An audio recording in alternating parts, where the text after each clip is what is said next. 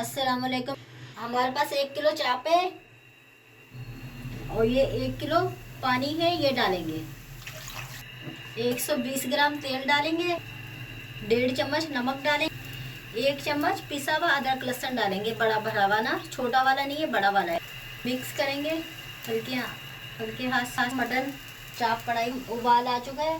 कढ़ाई गोश्त को हम रख देंगे 1 घंटे के लिए। गोश्त को हम पकने के लिए रख देंगे नॉर्मल आंच पर। 1 घंटा हो गया। ये जो पानी है ये पानी रहना चाहिए। 600 ग्राम टमाटर है, ये 5 मिनट के लिए रख देंगे पकने। 5 मिनट हो गए टमाटर पकते हुए।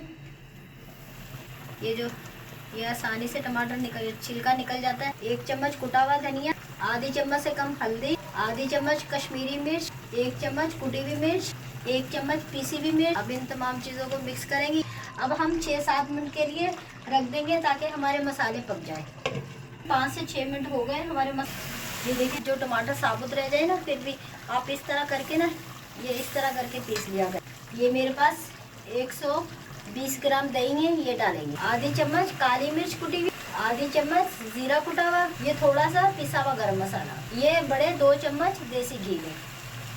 2 से 3 मिनट भुनाई करेंगे। हमारी कढ़ाई तैयार हो चुकी है। इसी ऊपर गार्निश के लिए अदरक डालेंगे, चॉप करी हुई।